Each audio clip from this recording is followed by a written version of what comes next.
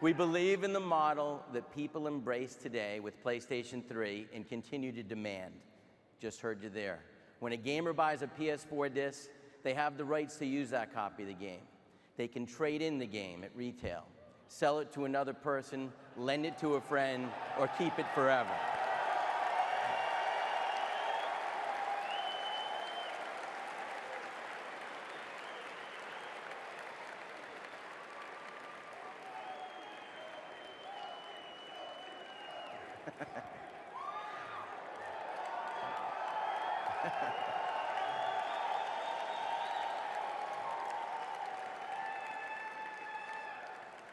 In addition, PlayStation 4 disc-based games don't need to be connected online to play.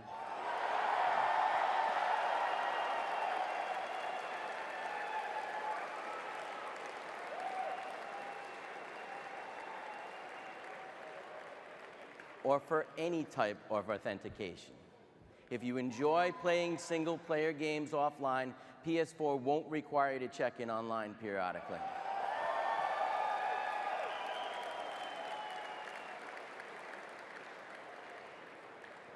And it won't stop working if you haven't authenticated within 24 hours.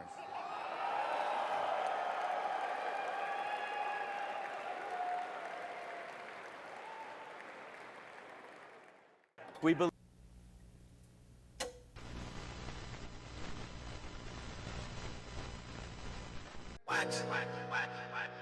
Mackademiks, ride with Mackademiks. Gaming news and guides a Mack's way. Welcome back to Mackademik Gaming. I am Mackademiks, and if you're new here, greetings. Wishing everyone well on this fine day on your fantastic voyage. If you've been keeping up with my videos, you would know that I mentioned about the topic of GTA 6 not having any physical copies for the public. They are only willing to give out digital downloadable code. So yes, Sony has decided to throw out the whole idea of the disc. Sony Interactive Entertainment is responsible for the decision to end physical game disc production. The company announced that starting in January 2028, all new PlayStation games will be available digitally only, either via the PlayStation Store or as digital download codes at physical retailers. Sony justified this transition as a natural direction in response to shifting consumer preferences, noting that physical media sales account for a small and steadily declining portion of their total game revenue. I also mentioned that I might not be covering this topic unless you wanted my opinion, because there had been a lot of gamers already covering this controversy, and a lot of them did cover it very well. But I did notice that there were some things that did not get mentioned, and this might be more of a serious topic than we even thought. I did ask for you guys to leave me a comment below and I would make a video, but nobody left me a comment. But it's okay, no hard feelings. I decided to go ahead anyways and make a small compilation of different perspectives that I think should be heard. I am also going to go over some of the chain of command at Sony and give you an idea of whose faces belong to who and who's responsible for the missing physical disc. And being that GTA 6 has been a very, very hot topic, this has triggered a lot of the conversation on physical media missing in the future.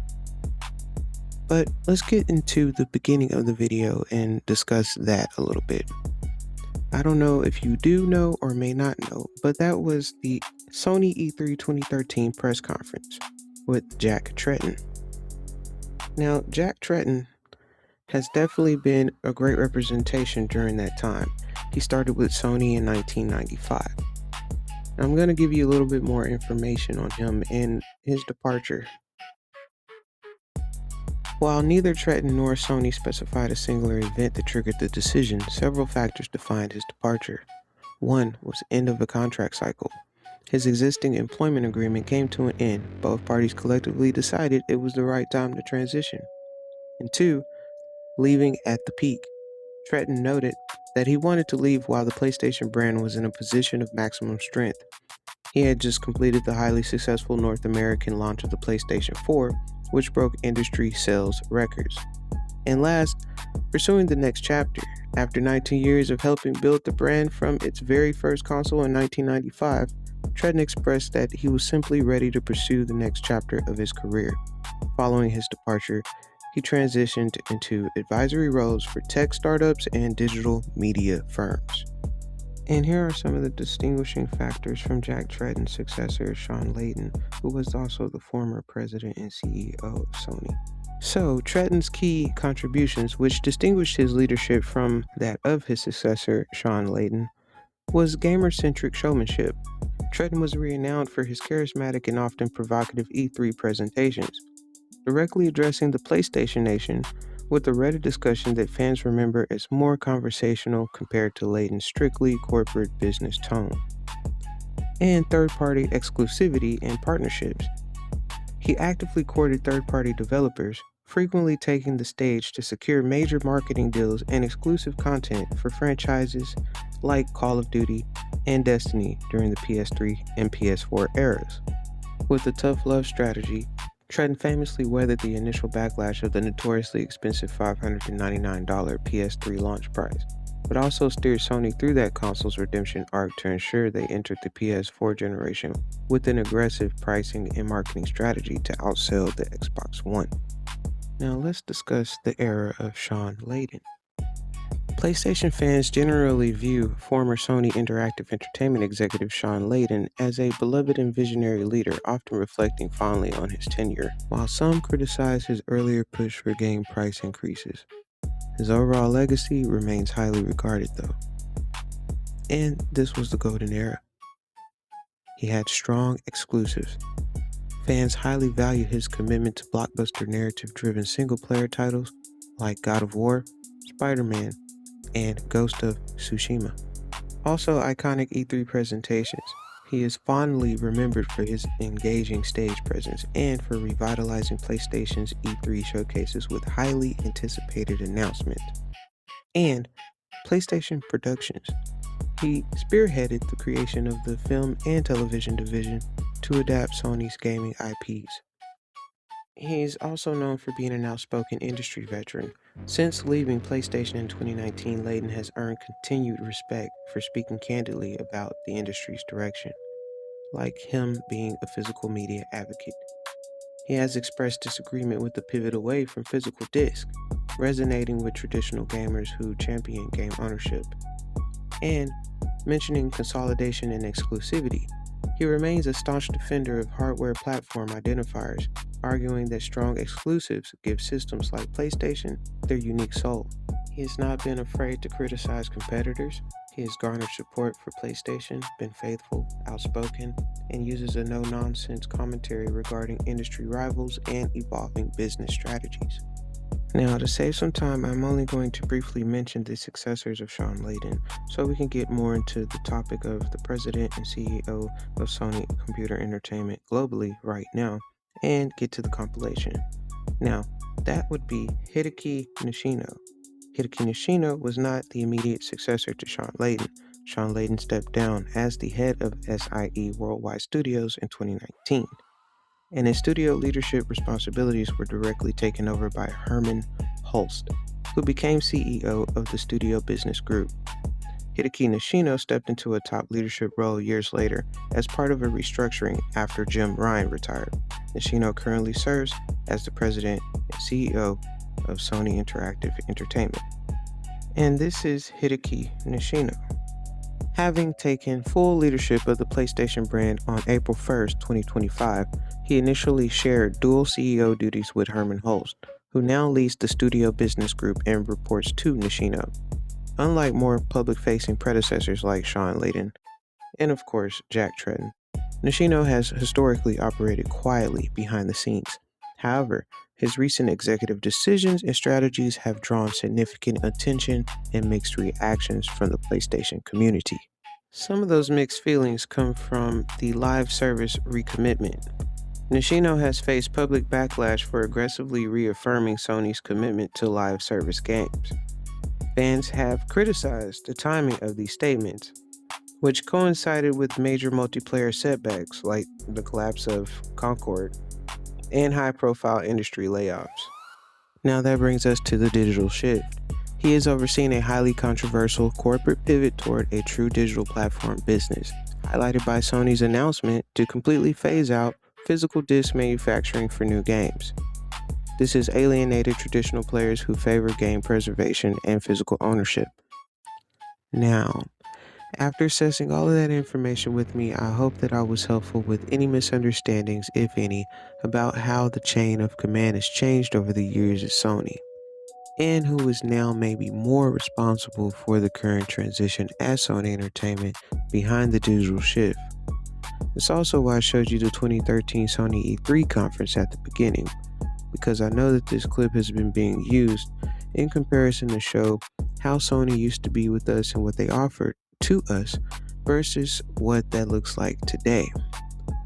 And I think it's nothing short of needing to give credit to presidents and CEOs who were in power during that time.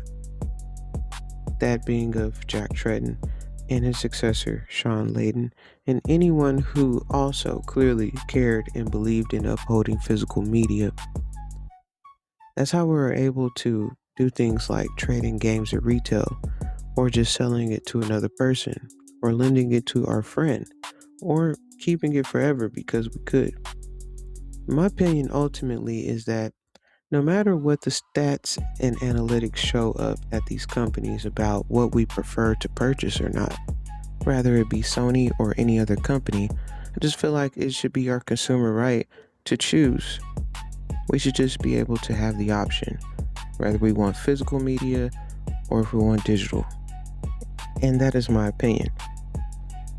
But now I want to go ahead and get to that short compilation I made with two content creators that I believe had a really smart and interesting take on the subject matter of digital shift and physical media. And I feel like one of them definitely pointed out some concerns that we might need to be able to look at if this continues on. As far as the other one, it's more of a reaction to the news, but also a very humorous take. And I will leave their information in the description. Alright, I'll talk to you after the video. We at PlayStation are sad to announce that we will stop making physical discs for games starting in 2028, and we will only have games on digital moving forward. Oh my gosh, what? Why? We're making this decision based on consumer patterns. The vast majority of consumers buy digitally, so to save money, we are removing all disc manufacturing from our operations. I can't believe this. This is the end of an era, but how will players be able to share games with their friends? They won't. We are eliminating all ability to share games across different consoles. What? This is insane! What happened to play has no limits? What happened to you guys roasting Xbox 13 years ago, showing someone sharing a game on PlayStation? Times have changed, and we have to do what's best for our company. Oh, like taking 500 movies off of the PlayStation Store that people paid for. You still didn't refund them, and now you're making all games digital. This is so wrong.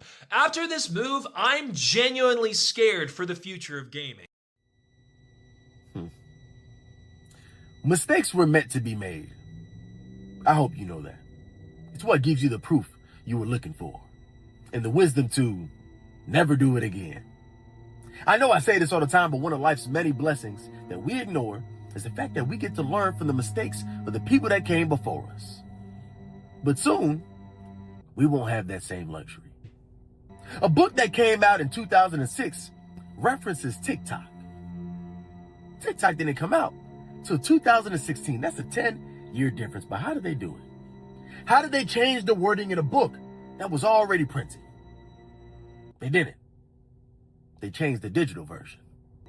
Now, in my last video, I tried to stress the importance of physical media and the ownership of it, because when you own nothing and everything is digitized, how will you know what the original is? Disney has done this multiple times. For example, in the show called Lilo and Stitch, there's a scene that they changed where Lilo hides in a dryer from her sister. But I understand. Kids started hiding in their dryers, and that's not safe. In Netflix, they have a show called 13 Reasons Why, where they changed a very explicit scene, but I understand. The scene was a little explicit. In Grand Theft Auto, the remaster of Vice City, they changed the shirt on a character. He had a Confederate flag on his shirt and they changed it to a skull, but I understand, because maybe that's too offensive nowadays. But my thing is, what happens when we no longer understand? Better yet, what happens when we don't even know that they did it or don't remember? You see, when you play with fire, you get burnt. That's the proof of your mistakes. But remembering that fire was hot, that's the wisdom. All you got to do is go back. And physical media gave us that wisdom. All we had to do was go back. And now we're moving into a time, into a future where there will be no physical media and no ownership. Everything will be digitized and licensed so they can change it whenever and to whatever they feel like it at any time.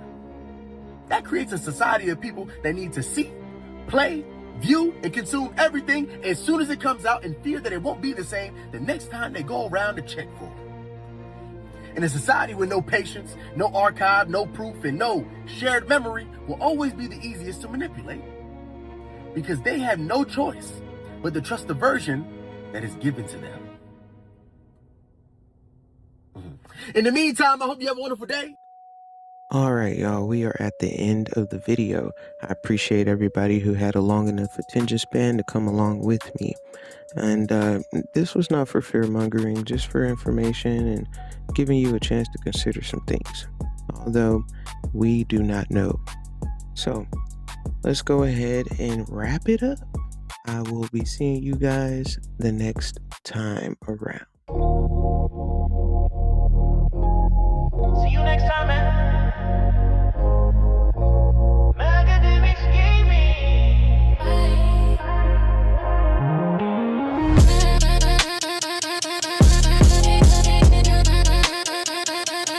Mackademiks.